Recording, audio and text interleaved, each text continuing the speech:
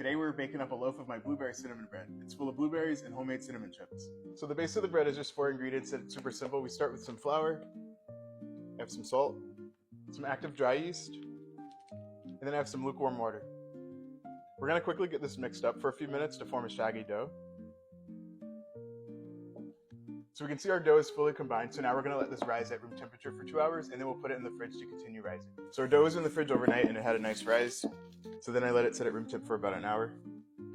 So you can bake the bread plain at this point if you'd like, but we're going to be adding in our fillings now. So first we have some of our fresh blueberries, and the reason I'm doing fresh is because I didn't want to do frozen because I felt like the frozen ones would be too cold, which would make the rise slower. Then I have some homemade cinnamon chips that I made a while ago. So then we'll enclose it.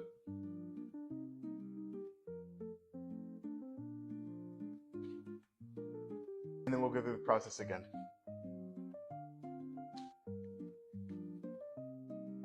But I don't want to overfill it because I'd be worried it might be too dense.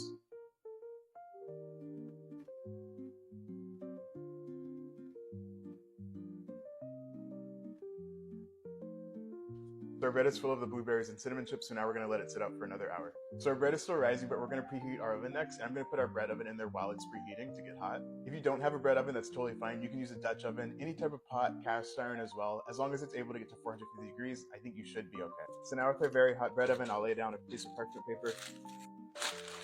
And I'm just going to top it with some additional cinnamon chips. And then a little bit more blueberries. And then finally, before we get this in the oven, I'm just going to score it. Someone commented saying I should add some ice cubes to the bread oven as well. So now we're going to cover it back up.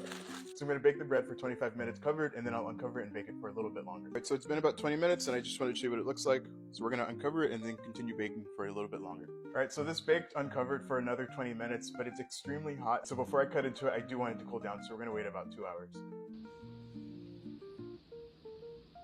All right, so it's been 2 hours. I really like the color on it. It looks like it baked up really nicely. So now we get to finally cut into it.